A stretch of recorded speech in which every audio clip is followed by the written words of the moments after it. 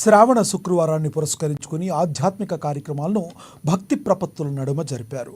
ఇందులో భాగంగా స్థానిక శ్రీ శ్రీ శ్రీ రామచంద్ర గోపాలకృష్ణ మఠంలో సనాతన హిందూ ఉత్సవ సమితి ఆధ్వర్యంలో వైభవంగా నిర్వహించారు. భారీ సంఖ్యలో హాజరైన మహిళలు వేద పండితుల వేద మంత్రాల మధ్య పూజలు చేశారు.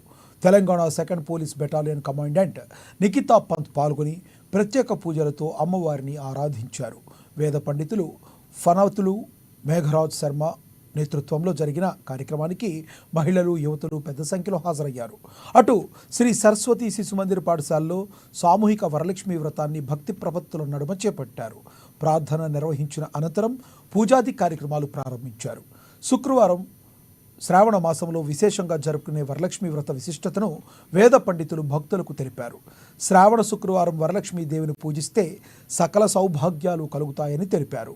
మహిళలు, విద్యార్థులు ఈ కార్యక్రమంలో పాల్గొనగా ప్రత్యేక పూజలతో పాఠశాల ప్రాంగణం వద్ద కోలాహలంగా మారింది. వరలక్ష్మి పూజలో భాగంగా అష్టోత్తర శతనామావళి, మహాలక్ష్మి అష్టకం పఠించి అమ్మవారిని వేడుకున్నారు.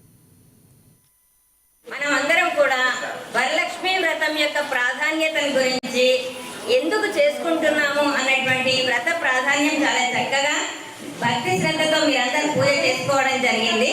అయితే దీన్ని మనము ఈ శ్రావణ మాసంలో ఎందుకు చేసుకుంటాము అనేది దీని యొక్క ముఖ్య ఉద్దేశం శ్రీమన్నారాయణుడి యొక్క జన్మ నక్షత్రమైనటువంటి శ్రవణ నక్షత్రం ఇది. తర్వాత దేవదానవులు క్షీర సముద్రాన్ని మదనం చేసేటప్పుడు శుక్రవారం నాడు లక్ష్మీదేవి ఉదయించిన వలన ఆ రోజుకు మనకు ప్రాధాన్యత.